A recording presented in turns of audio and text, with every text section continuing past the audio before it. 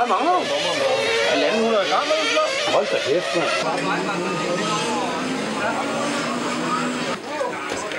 Det skal nok blive godt. Held og lykke.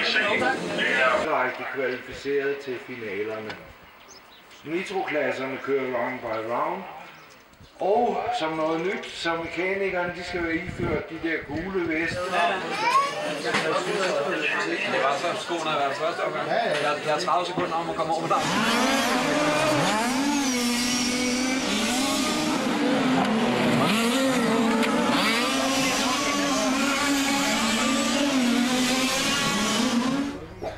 Peter, hvordan er det gået i dag?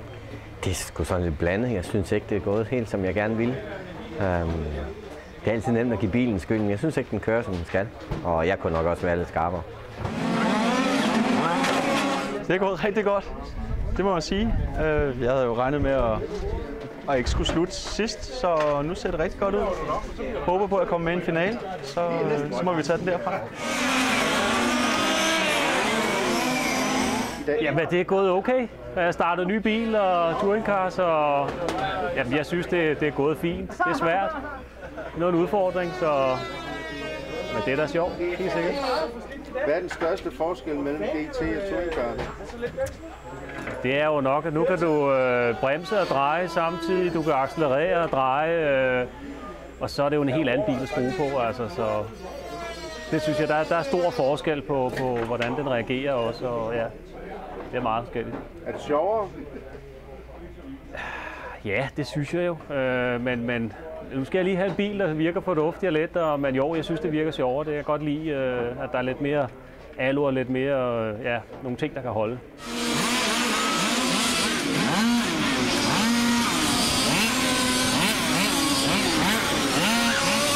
Jeg råbte rigtig højt deroppe, men der var så nogen, der ikke hørte det. Og så blev jeg ramt med fuld knald. Så den brækkede, og du må gerne få et billede af den, hvis det... Det er gået okay, men jeg er ikke helt tilfreds med bilen. Jeg vil gerne have den til at køre lidt stærkere.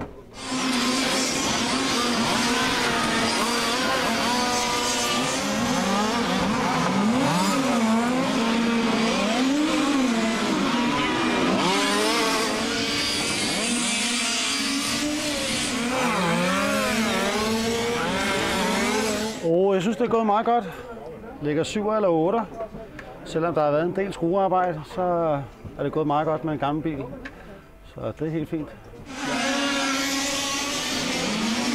første 2 kvaler, der måtte jeg udgå. Den ene var en kørefejl, den anden var et batteri, der faldt af.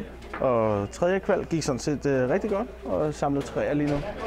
Så det bliver spændende inden morgendagens semifinale og finaler, forhåbentlig.